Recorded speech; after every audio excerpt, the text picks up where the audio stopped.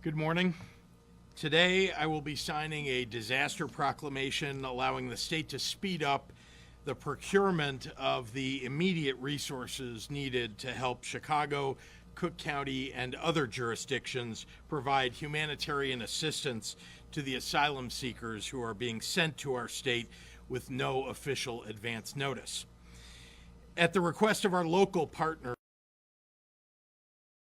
the National Guard, to assist in the preparation of infrastructure and services needed to handle the incoming arrivals. The state of Illinois is doing everything in its power to support local jurisdictions to help ensure that the right tools and supports are in place as we move forward with this humanitarian response. Let me be clear, while other states may be treating these vulnerable families as pawns, here in Illinois, we are treating them as people. And when a person comes urgently seeking help, here in Illinois, we offer them a helping hand.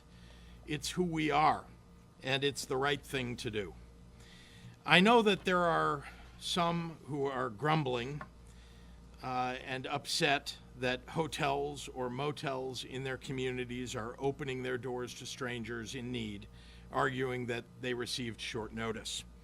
So let's talk about the challenges presented to the city of Chicago and to the state.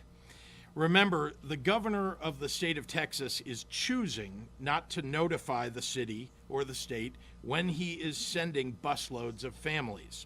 The state government of Texas has been non-responsive when agencies like Human Services, Public Health, State Police, or Emergency Management reach out to them. We hear about buses arriving only through unofficial means. For example, from Texas nonprofit organizations on the ground that are attempting to help these migrants. And that's not because they're receiving any official notice from the state of Texas either. No, in many cases, it's because they've just literally watched the bus drive by. The NGOs don't know who is on the buses, and the governor of Texas is choosing not to tell them or to tell Chicago how many people are on the buses before they arrive. They won't tell us how many infants, or children, seniors, or families are on board. They won't tell us what route they take or when they will arrive. They won't provide any information that would actually help their fellow Americans welcome and care for these human beings. What the governor of Texas is doing is a stunt, and he's playing games with people's lives. We have tried to direct the buses to reception centers in Chicago that we have prepared for the arrivals. But the state of Texas instead chooses to send them to Union Station, dumping these human beings off in the dead of night. Once the arriving families are gathered up, city and state staff members work with expert nonprofit organizations like the state-funded welcoming centers, Catholic Charities, and Salvation Army to begin to triage and determine their immediate needs, prioritizing infants, children, seniors, and families.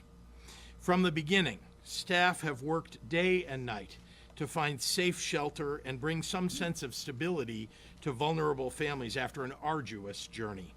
Remember that all of these folks are in the U.S. seeking asylum as refugees, meaning they trekked thousands of miles away from their home countries, seeking protection from oppression, persecution, or serious human rights violations. It also means that they are here legally, while their asylum cases are being heard. When they're given permission to cross the southern border, U.S. Customs and Border Patrol conducts a series of screenings. First, biometric screenings, including facial scans and fingerprints so that they are cross-checked against terrorist watch lists and criminal databases. They're also undergoing an initial health screening there. Every one of the asylum seekers that arrives here receives a second health screening at a Chicago reception center to check for and help treat signs of illness, trauma, or injury, or the need for vaccinations or other care. Just as Illinois did when Afghan refugees arrived last year, we have existing grantees and contracts for places that house new immigrants. The difference is that we received notice weeks ahead of time of the Afghans' arrival. These recent asylum seekers are being sent here from Texas without notice, and we often have between 3 and 24 hours to find shelter for potentially 100 or more people. I'm not going to mince words here. The governor of Texas is forcing on New York and DC and Chicago and potentially other places a needlessly last-minute and complex process that is a heartless display of politics over people. Why not give reasonable notice? Why send these folks only to blue cities or blue states? Why isn't Abbott sending refugees to Mississippi or Oklahoma or Idaho? This is about politics for him, without regard to the fear and anguish and the challenges that it poses for these refugees. But here in Illinois, we refuse to stoop to that man's level. That's why I'm signing this proclamation today, to ensure that these men, women, and children get the services they need: shelter, food, medicine. These are services that they need and they deserve. I am also temporarily deploying 75 members of our National Guard to assist in this effort. These are logistics professionals who will help local governments receive and transport new arrivals, stand up additional housing as needed, and support local government and nonprofits on the ground. I'm calling the National Guard into action on a temporary basis while we put in place additional staffing on the ground. I'm also pursuing every federal resource available to assist in this response. I've personally spoken with members of our congressional delegation to ensure that this is a top priority for them. Now I'd like to talk about the people at the center of all of this. These are people who are in our country legally. I repeat, they have been screened at the border and they have legal permission to temporarily reside in our country.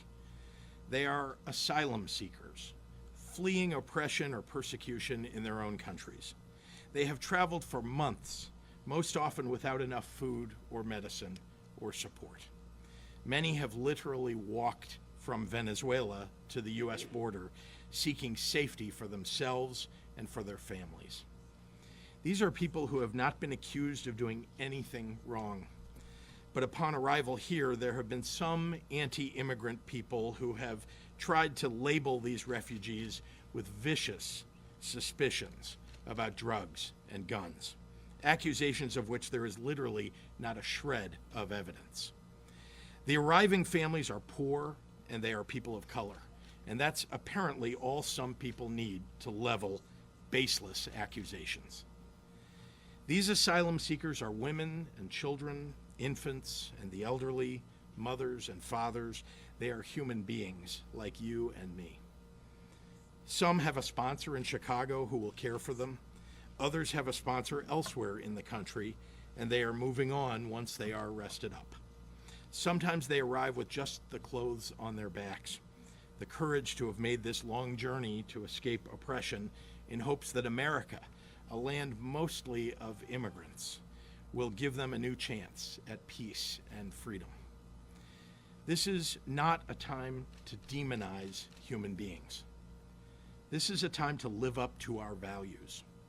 And in Illinois, we will follow the moral compass that makes this one of the greatest states in the nation. While there are a few local officials who want to play politics around these people's lives, I want to tell you about the kind and generous spirit of many other officials who have quietly extended a helping hand with offers of assistance, donations, and critical supplies. Leaders like Countryside Mayor Sean McDermott, who has welcomed families seeking refuge into his community.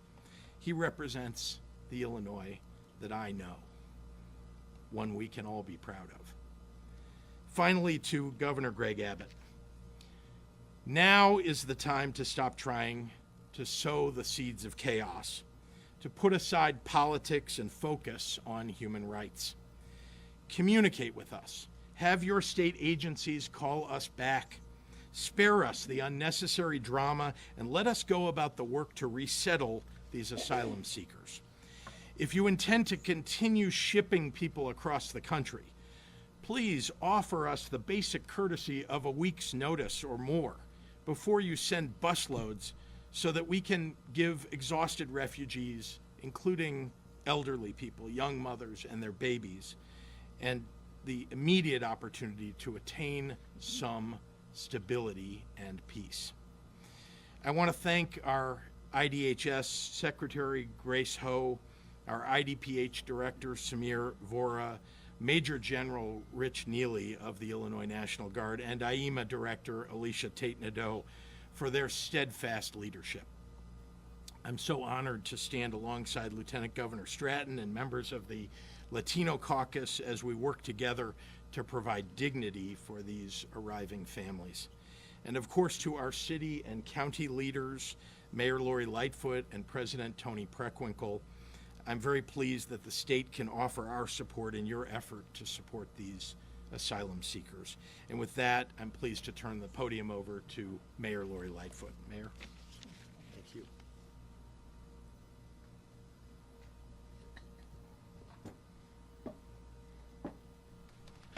This podium was clearly not made for someone who's vertically challenged like me, so. I just want to say this before I get into my prepared remarks.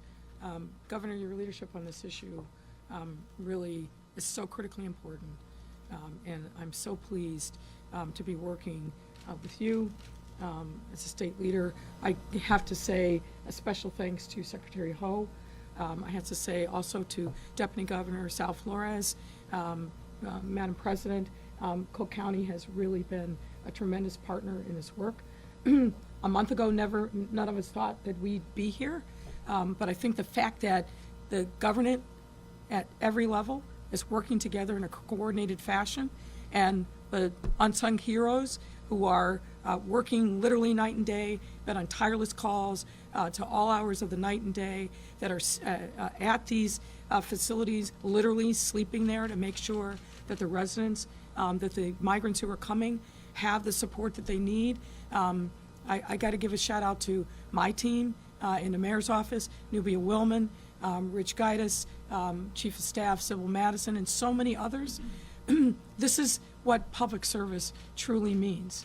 We are living our values. We're not just saying it and talking about it. We are living our values, and I am very, very proud of the work that's being done at all levels of government here to make sure that the words of welcoming state and the words of welcoming city have true meaning every single day. So I just have to thank all of you so incredibly much about what's happened. Let me give you a little bit of an update from the city perspective. Since Governor Abbott created this manufactured crisis, approximately 500 migrants have come to the city of Chicago since August 31st. We do expect this number to grow. We started out with 1 or 2 buses, and now we're seeing a regular cadence. Now, to be clear, as the governor said, and it's 100% true, Governor Abbott clearly has mandated that no one in Texas government, not the social services agencies, not the Texas Rangers, or anyone else can provide us with any information or notice. The normal lines of communication that we have with state leaders, particularly when it comes to issues of emergency management or law enforcement, he has shut those off from us. So it is a manufactured crisis by ambush, to be very clear. Nonetheless, we have stood tall and worked together, and we will continue to do so. I will say that I welcome Governor Pritzker's declaration today of the state of emergency because, as you heard, it frees up resources from a procurement perspective, but also from the National Guard. And I want to take this moment to thank General Neely, as I have many times over these last couple of years, and also General Tate-Nadeau, when we have come together in crisis, and COVID is the most recent example. The state emergency management authorities and the National Guard have done tremendous, tremendous work. Think, for example, what happened when we set up a vaccination center at the United Center parking lot. The state National Guard was phenomenal in providing resources, as was the state FEMA. I have no doubt that they will stand tall in this moment as well. So I just want to thank you all for that.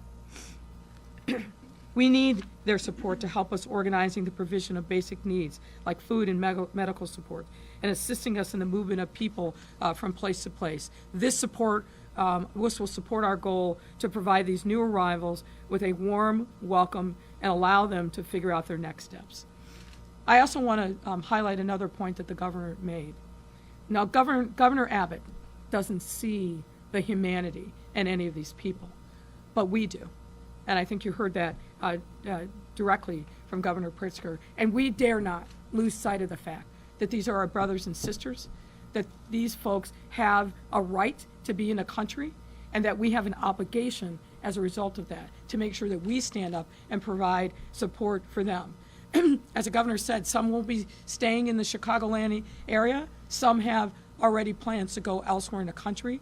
But we have at a bare minimum the obligation to provide them with support as they make this transition from the border to the city of Chicago.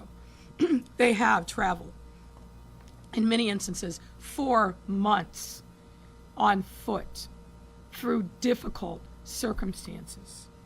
And they have been shipped on buses. And frankly, I believe that they have been misled.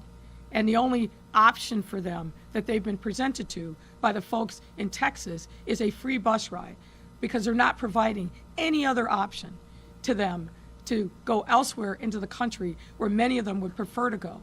This is, again, an orchestrated plan to create chaos in Democratic-controlled cities. Make no mistake about it.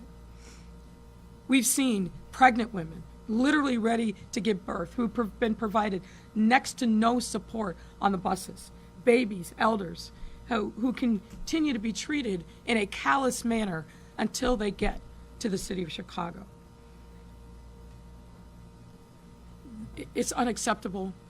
It shouldn't be like this, but it speaks volumes about who Governor Abbott is. And on top of the visible challenges that these folks have faced, there are also those invisible wounds that they have endured and carry with them because of the trauma that they have experienced in their home countries and during their trek from Venezuela to our shores. So imagine experiencing all of this just to be put on a bus with no options for multiple hours, limited food, and limited opportunities for respite, and just getting dropped off without any idea of what the next steps are going to be. We dare not forget the humanity of these men and women and their families. Governor Abbott's political stunt continues to put lives at risk and add unnecessary trauma to the lives of people, human beings, who are simply trying to find safety and start a new life. Neither he nor anyone from his team in Texas will communicate with us. And as I said before, it's clearly there's a mandate, no information. Let them figure it out once the buses arrive. And Governor Pritzker is right that the lack of communication from Texas is creating an intentional chaos to reignite anti-immigrant sentiment and attempt to strain democratic city systems, especially here in Washington, D.C. and in New York. We will not let his plan work. We absolutely will not let that happen. And that's because here in Chicago, we stand united to help migrants get the help, support, and resources that they need. Let me also talk about 2 other points before I yield the podium. The federal government has to step up. I was in Washington, D.C. last week talking to members of Customs and Border Patrol, National FEMA, ICE, and DHS. And we made it very clear, I made it very clear, that our expectation is that they were going to have a plan that features communication and collaboration with interior cities. And they must do that, and they must do that soon. I know that they are under enormous pressures. This is not a new challenge at the border, but this is a new challenge for us, and we need federal support, resources, communication and collaboration, and that has to come in short order. What I will also say, as I said there, any dollar that goes to the state of Texas or the state of Arizona or any other state that is abdicating its responsibility and manufacturing this crisis in our cities, every single one of those dollars needs to be committed to cities like Chicago, New York, and Washington, D.C. We should not, and taxpayer dollars should not be used to pay for this kind of callous, inhumane treatment on the part of someone who is racing to the bottom for a political stunt. Those monies need to be reprogrammed and come to us to help support the efforts that we are engaged in to support the migrants who are coming to our cities.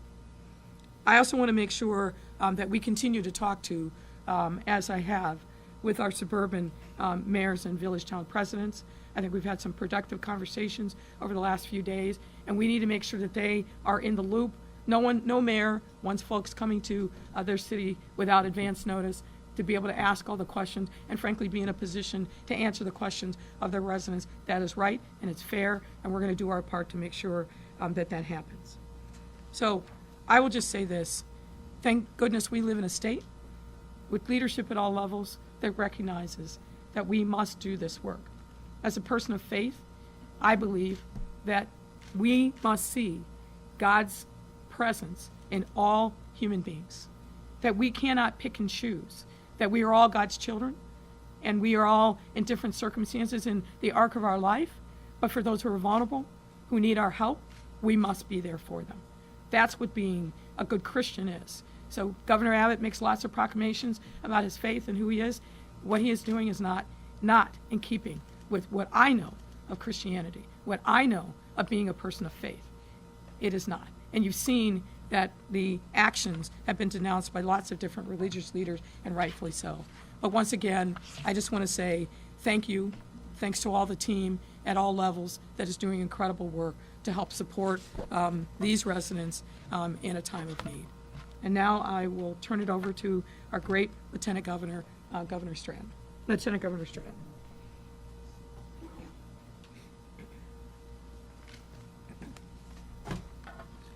Good morning, everyone. I'm Lieutenant Governor Juliana Stratton. I use she, her pronouns. Thank you, Mayor Lightfoot, for that warm introduction and for ensuring that Chicago is welcoming for all. And thank you, Governor Pritzker, for leading our state with empathy and compassion, especially in a time when the people of Illinois need that the most. I'm always proud to stand by your side as your partner in governance. And thank you, Cook County Board President Tony Preckwinkle, Senator Selena Villanueva, Leader Lisa Hernandez, and everyone who is standing with us today and making it clear that we will stand up and speak out as one united voice. We are here today because people matter. A person's humanity is universal, and it is not tied to their race, their religion, their country of origin, or the zip code where they live. When we help others, we grow stronger ourselves. And when we lift others, we rise ourselves. And when we recognize the humanity in others, we see the compassion within ourselves. In Illinois, we recognize the humanity of everyone and push back hard against those who do not.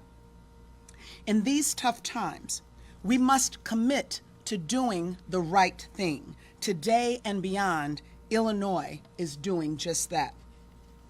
Let me be clear. It is not a difficult choice to open our arms and give migrants the humanity and care they deserve. What makes this hard, what makes this painful for so many, is that they are being shuffled around like pawns and not being treated as human beings, as people like you or I would want to be treated. These migrants, immigrants, refugees, and asylum seekers are seeking a better life and yearning to breathe free, to find a place to call home and build a new life. They cannot, should not, be talked about and treated in a way that is dehumanizing and callous because of where they come from or the color of their skin. That only serves further xenophobic and racist rhetoric. Today, we as a state must stand and say, we are here for you.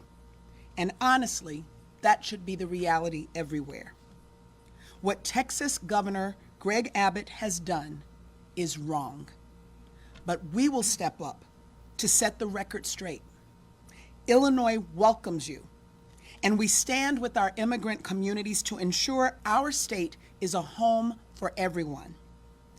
We stand with the leaders of the Illinois Legislative Latino Caucus to continue working to expand justice and equity, to break down barriers that hurt our most vulnerable.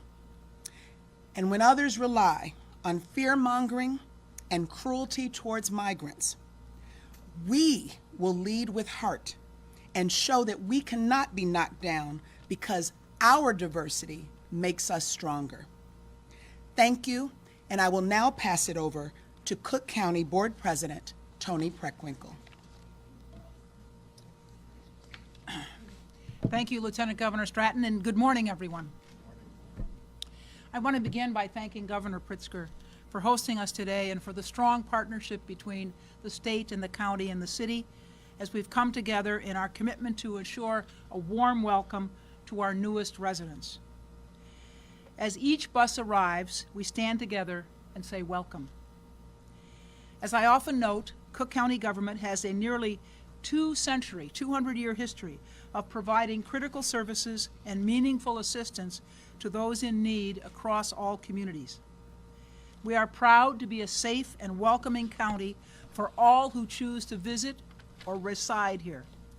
I'm personally committed to this mission each and every day, and I'm grateful for the partnerships we have in place to fulfill this important work. Beginning 2 weeks ago, asylum seekers arrived here looking for opportunity in the face of uncertainty. And while we are ready to welcome them, our colleagues in the state of Texas refused to coordinate their arrival in a way that ensured human kindness. This has, unfortunately, created a challenge of unnecessary uncertainty.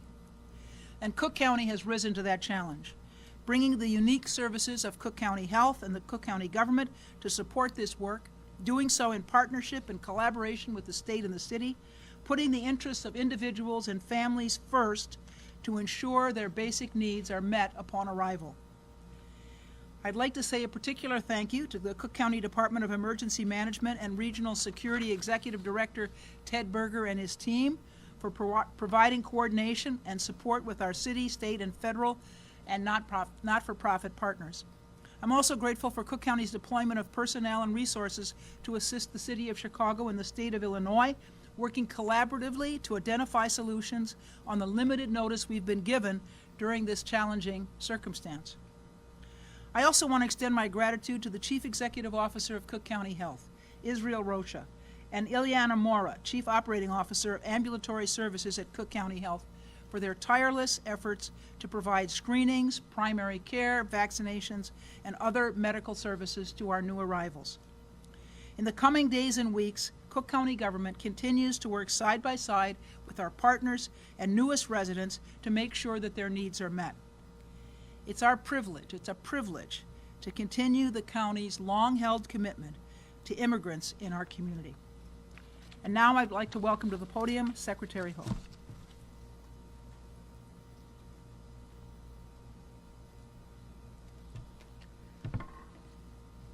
Good morning to you all. It's a pleasure to join you, Governor, Lieutenant Governor Stratton, Senator Villanueva, thank you, President Preckwinkle, and Mayor Lightfoot. I want to thank you all for your unwavering commitment to ensuring that Illinois serves as a welcoming state.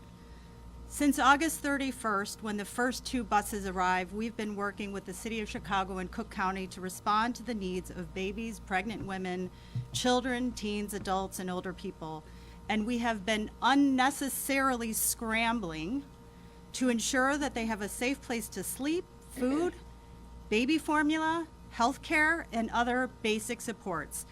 We are now 11 buses deep, and we know from speaking with our counterparts in New York and DC that this will not relent. From day one, I have said to our team, we live in a state where our leaders are committed to providing a dignified, welcome to our state. That is not the question. The question is how we do it when the process is intentionally designed to cause confusion and utter chaos. Last night, Chicago welcomed its 11th bus, which arrived late this morning, totaling more than 500 asylum seekers in the past 14 days. These individuals and family members are arriving in our state, our people. They are us. They are our parents.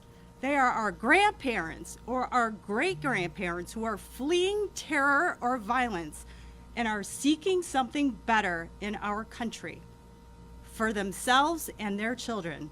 They find themselves as neighbors here because in Texas, some were told that Chicago is the only option for them. Others were told you could pick from Chicago, New York, or DC.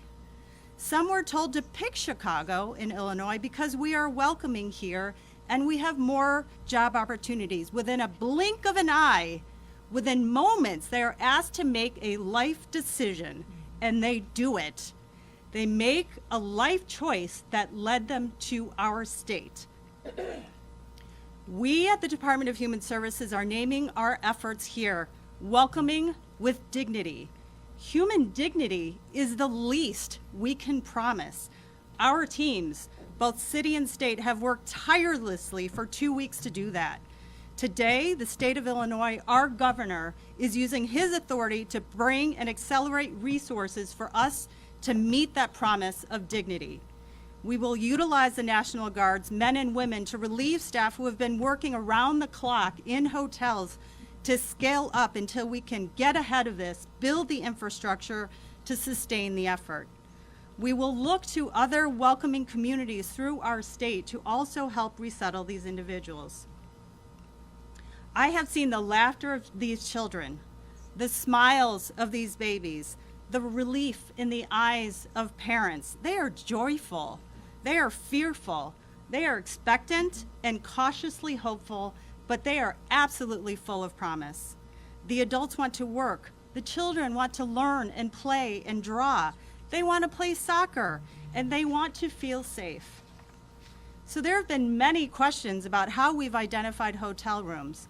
Well, I would say to anyone who has had the privilege of planning or hosting a large wedding or a conference, you will know that finding a block of rooms for 100 people usually takes over a year. And as the governor said, sometimes we have 3 hours, sometimes we have 12 hours. So in addition to just plain availability, we want to assure that those regions also have the access to support services. And we've also returned to hotels that have previously welcomed Afghans earlier this year.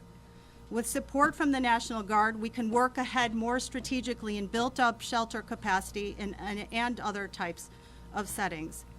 Alongside Commissioner Kanazi of DFSS, Director Vora, Director Tien, and other Illinois agencies, we're working in close collaboration with our Illinois Welcoming Centers. Onward House, Brighton Park Neighborhood Association, Rincon Family Services and Family Focus, along with the Illinois Coalition for Immigrant and Refugee Rights and the Resurrection Project, and the Greater Chicago Food Depository. Thank you to our partners. They were only a phone call or a text away from springing to action. We know we can do this together, and we know that there will be many more challenging days ahead, but we are united in our mission, and today will enable us to endure. With that, I am really pleased to welcome Senator Villanueva, a partner and an advocate, to the podium. Thank you. Good morning. I'm State Senator Selena Villanueva. I represent the 11th District, which encompasses a good portion of the southwest side of the city, including neighborhoods like Little Village and Brighton Park, West Lawn, and portions of the adjacent southwest suburbs as well. Before I get into my remarks, I think I want to make sure that we thank the different levels of government that have been working tirelessly. And when I tell you this, I mean this, because I'm coming from community work. I am an organizer. And to see our government, city, county, state government working the way that they have been working to ensure that we're all meeting the moment Thank you, Governor Pritzker. Thank you, Madam Mayor, Madam President, for the tireless work that you all are doing, that your staff is doing, Director Ho.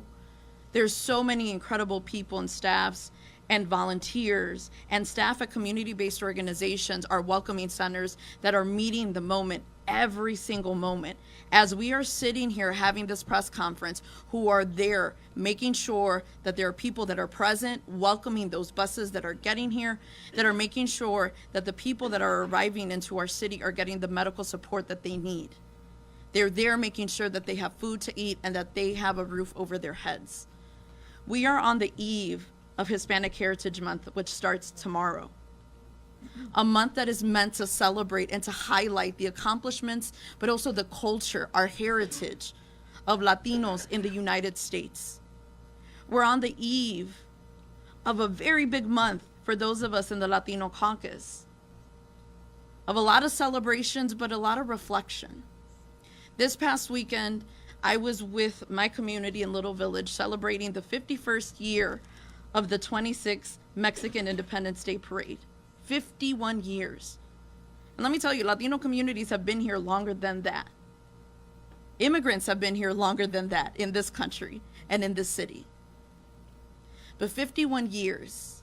And as a daughter of Little Village, because that is my home, I will always proclaim my love for Little Village.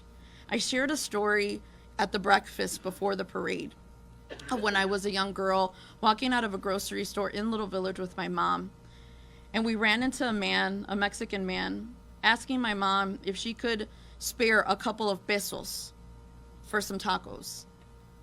This man was a recent arrival, and my mother had been working in the community for a very long time at that point.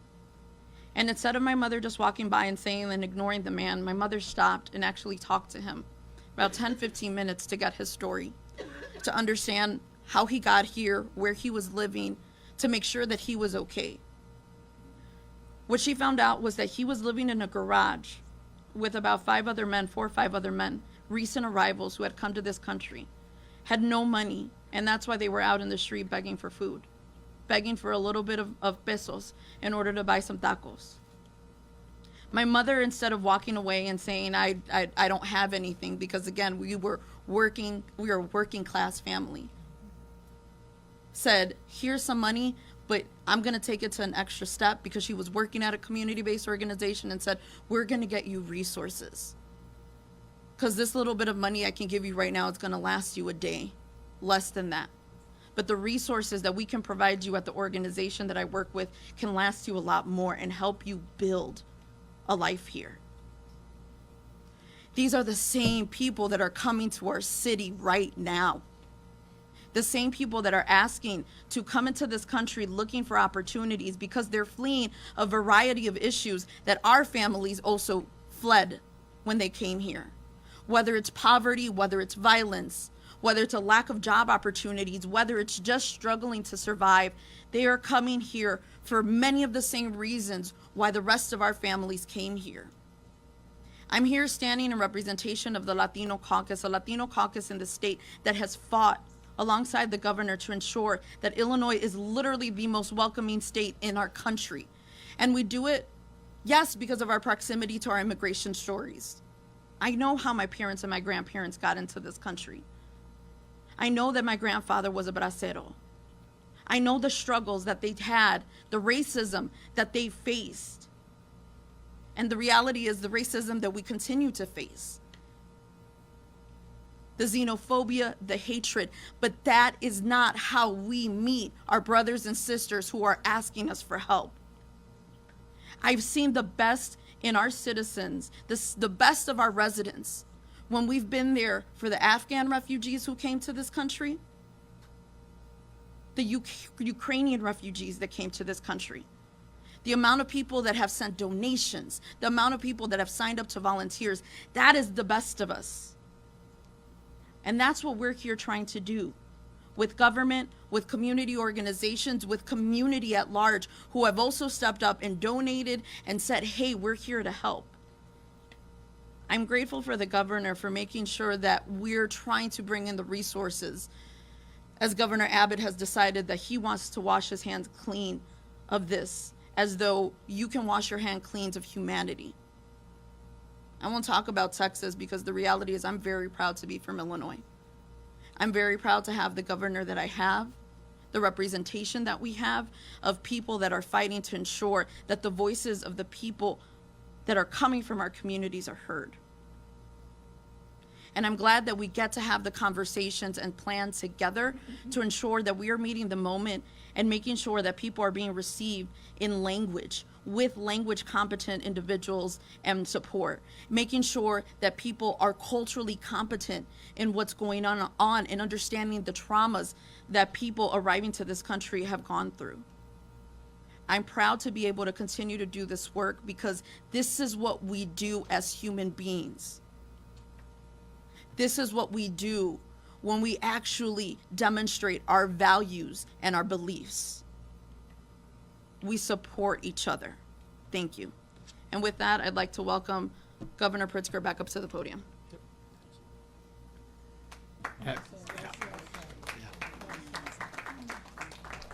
Happy to take questions from members of the media. Governor, can you provide any details on the infrastructure that you said would be built? Could that be something like the McCormick Place, things that we did for COVID? No, it's not specifically building buildings, but it is assisting local folks, organizations on the ground, NGOs, as well as local government in whatever it is that they need. And when we talk about infrastructure, it's soft infrastructure that we're talking about, although occasionally it might turn into, actually, helping with something that is hard infrastructure, but it's not building new facilities. Governor, if the Texas governor is engaging in human trafficking or kidnapping, as we put it, should sanctuary state AGs or the DOJ weigh in?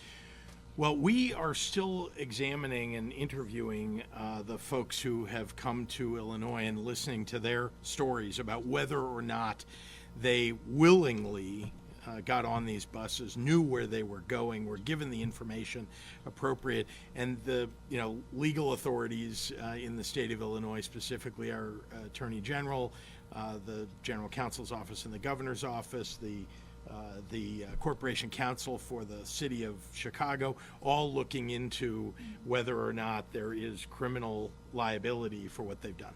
Well, we heard that they signed waivers. They knew exactly where they were going. Some wanted to go to Chicago because they have family members in the surrounding states. So you're saying that some might have been kidnapped? I'm suggesting to you that even if someone signed a piece of paper, if it was in English and they don't speak English, if it was in Spanish and they don't read or write, that's not an appropriate way to, for the governor of Texas to release himself from liability. Governor, is there any legal action that could be taken either in federal court to sue the Texas governor to in any way, stop this action, or is there any way to stop the buses at the border? We're absolutely looking into all of those options, but let's be clear, we are going to take care of the people who are on the buses when they arrive in Illinois. The question of what consequence comes to the governor of Texas or to the state of Texas is another question altogether, but we're working on that. Governor, how long can the state, city, and county sustain these buses coming before federal help is going to be vital? Well, we are seeking federal help. I think I mentioned in my remarks, and of course I have been hard at work, working not only with our congressional delegation, but directly in conversations between my staff and the White House to make sure that we get the resources that we need, whatever it is that's available. There are appropriations that have been made at the federal level for help for cities and for states.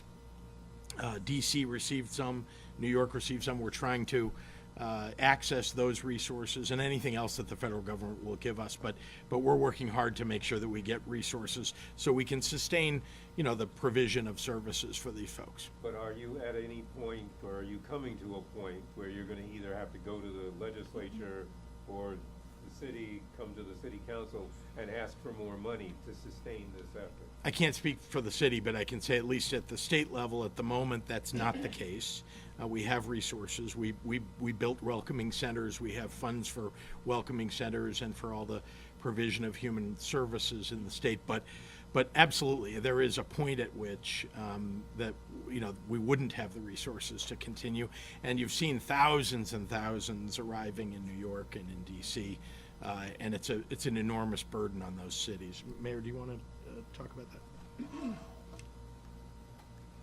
There are some federal resources available through FEMA, but ultimately, if this continues in the pattern that it is, it's not going to be enough. And obviously, we have resources that we have reprogrammed to, I think as the senator said so eloquently, to meet the moment. But if this moment continues for weeks and months, there's going to be, there has to be more. There's a finite number of resources that are available through FEMA. We intend to get every single penny that we possibly can. But I meant what I said earlier, if monies are going to the state of Texas and they're abdicating the responsibilities that they agreed to get those monies need to be reprogrammed and sent to states and cities like Chicago, like New York, like Washington, D.C. New York, to date, as of yesterday, had 11,000 people that had come to New York City. I mean, contemplate that number. And we need, D.C. needs more assistance. And obviously, I know that there's work being done by the White House and some of the executive agencies to look to other resources. That can't happen fast enough. So we're going to continue to be in conversation with them to let them know what is happening on the ground here. I had a series of very productive conversations when I was in D.C. on Friday, but we're not going to take our foot off the gas to say that we need a comprehensive plan from the federal government. And again, we all know what the reality is. This is a national problem. It needs a national solution. And we, as cities and states, cannot be left to fend to ourselves. Mayor, the mayor of Elk Grove Village said that he was sent 90 people because of the marathon coming up. Why not open up McCormick Place?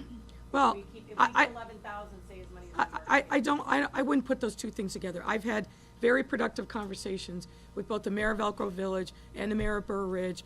We agreed that we're going to communicate on a regular basis. We've made those staff connections. Nobody was sent to Elk Grove Village because of the marathon or something else.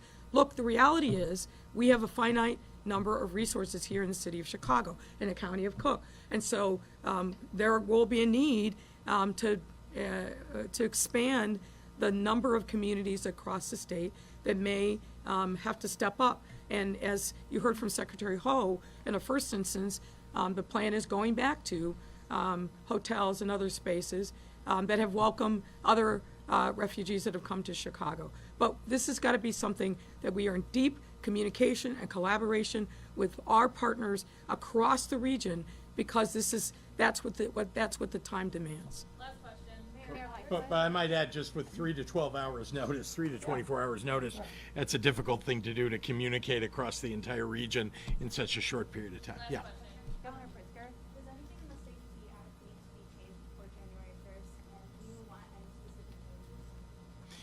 Well, let's just set the record straight with everybody. The Safety Act is designed to keep murderers and domestic abusers, violent criminals in jail, and to address the problem of the current system, which allows those people, murderers, domestic abusers, and so on, to buy their way out of jail by just paying bail. So we're addressing the problem that exists today, making sure that we're, also addressing the problem of a single mother who shoplifted diapers for her baby, who is put in jail and kept there for 6 months because she doesn't have a couple of $100s to pay for bail. So that's what the Safety Act is about. Are there changes, adjustments that need to be made? Of course, and there have been adjustments made, and there will continue to be. Laws are not immutable. They are not, there with no change that's ever made to them. Of course. Of course. Thanks, everyone. Thank you.